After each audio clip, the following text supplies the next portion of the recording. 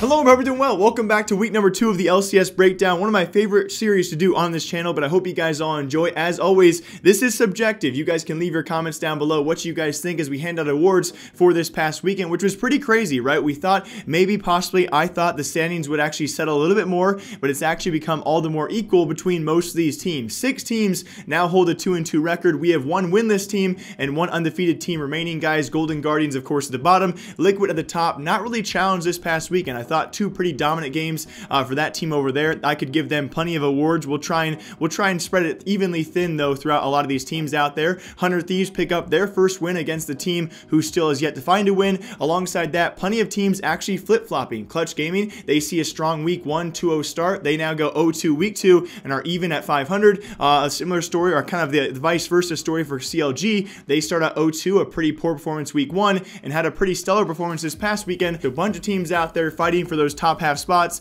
and we only have really 1 dominant team out there. I'm sure you guys are not very surprised. Team Liquid, a team that's full of MVP awards I could give out, but we'll try and spread it throughout a lot of the field out there as we hop into our first award, that being the MVP of the week, guys. And I almost gave it to Sven for the 2nd week in a row, but for the sake of being different, alongside that, his Ezreal pick, I believe 9-0-10 against Echo Fox, was absolutely stellar. But like I said before as well, their match against FlyQuest, it was pretty poor performance from everyone on that roster, including Sven. So that was kind of what knocked him off the scales here. On top of that, I do think you could easily give MVP of the week to several Liquid members out there. Core JJ and Doublelift were my picks also last week though. So for the sake of being different, I will say the one defining factor this week, of course, for Liquid, again, not too close to matchups, will be Jensen. Cloud9 certainly missing this guy at 4-1 Akali, a deathless Aatrox, and certainly a guy who can actually maintain that lead in his lane. A down performance from pretty much all of the members of Liquid, but for the sake of being different, I think this week's MVP or best player has to go to Jensen. I think there's other notable mentions, maybe for CLG people.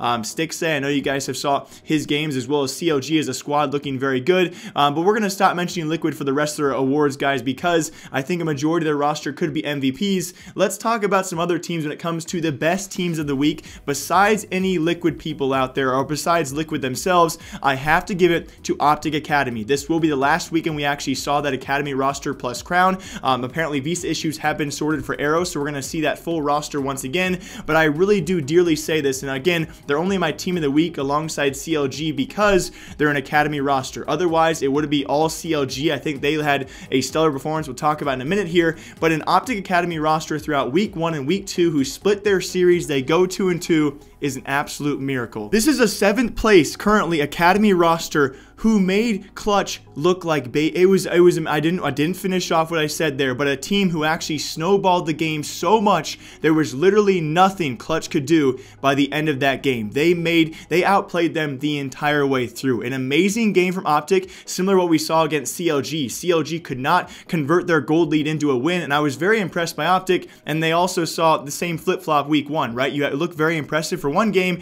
and then this week in week 2, of course, looked very impressive against Clutch, and then against Echo Fox, it was a total fall apart. But nonetheless, I will say a team of the week because an Academy roster who looks still pretty impressive compared to most teams out there. Now, would this Academy roster go on to qualify for playoffs? I do not think so, but again, you cannot take away from these guys. What they did was still impressive in my books, but more impressive was CLG this past weekend. Of course, an 0-2 start, people already doubting these guys, a 2-0 this past weekend, and 2 stellar games. If you guys want to go back and watch the VODs, I really recommend it. 2 very long games, and CLG playing them to that, dragging them out pretty much what looked like on purpose. And I think both games easily could have flipped back and forth. That's not something I'm going to avoid, but again, CLG doing what they had to against FlyQuest as well, ruining their undefeated streak. It was actually Wild Turtle, I believe, on Draven, had 400 plus CS. Incredible. They could not convert that to a win against CLG. They ruined their undefeated streak, that being FlyQuest. They then take down Cloud9. I will say one thing for the Cloud9 game,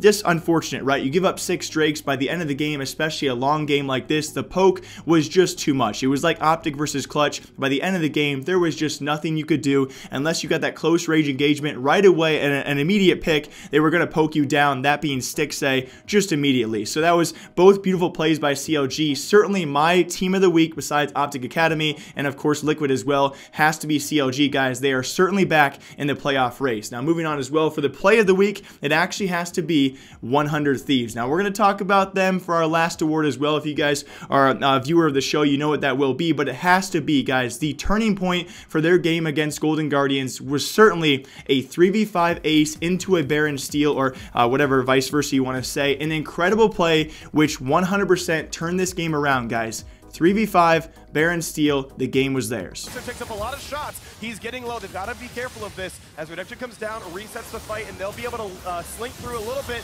There's the start of the front line. They're going to get Anda as well, and Golden Guardians. But they do have all of their damage dealers here. Yeah, nice spell shield, gets rid of the ult out of Bang, but they're still going to find some decent fighting here. The heal comes in. Here comes the dive inside the Baron pit, 5v3. They got to stop it early because Smite will go the way of Golden Guardians. Waiting for it. He missed the Smite. He misses it, and Sunday grabs it. Plus 2 more kills. What a terrible drop here as 100 Thieves look to clean up. Ole's low. All the kills coming across. Are you kidding me? What a fight for 100 Thieves. And as you guys know, my 2 least favorite awards to talk about, especially underwhelming player, I'm going to say a couple names out there. Smoothie, Huni, Piglet. You guys can comment down below what you guys think. Smoothie, for one, there was not anything too atrocious about his gameplay, but when I first told myself an underwhelming player, that was the first name I actually thought of. Just came to my head. Nothing too outstanding about the guy so far, and that's what I had high expectations for the guy, especially the split this past weekend. I think was certainly underwhelming for him. Alongside that, I have to say Huni.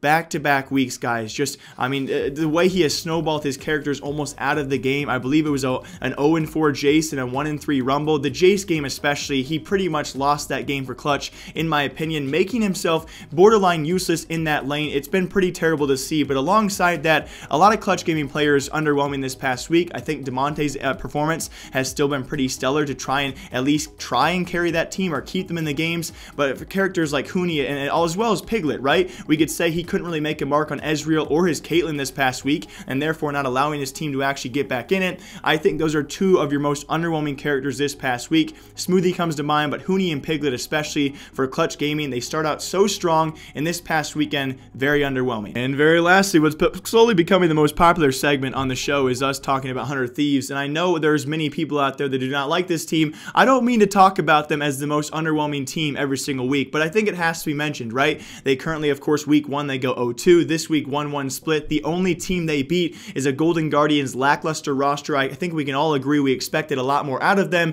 but of course, still the only winless team in this split so far. We're still very early on. Don't get me wrong, I know that, but what I've seen from this roster is certainly worrisome. Of course, an 0-4 start would have been terrible. A 1-3 start, not much better. Not too many teams come back from this kind of deficit. Yes, we've seen it. Yes, it's obviously still very early on. I think week 3 is going to spell either a lot of trouble or a lot of hope for this roster, but we've seen some slow starts to stardom on this roster. I think Huhi, of course, Bang as well. I think Someday certainly showed up this past weekend, but one character I'm really worried about is Afromoo. Not a shining star whatsoever, and I think a guy, I've said it before, a guy who looks somewhat demotivated. Now, of course, a 1-3 start could contribute to that, but why they're my most underwhelming team is not because of performances. It's not because of Afromoo and what might be wrong with him potentially with this roster that I thought certainly would be clicking. It's this past weekend. The only reason they are actually not the one winless team, the only reason they're not flipping spots with Golden Guardians is the play of the week we saw. Ironically enough, it was play of the week. It won them the game,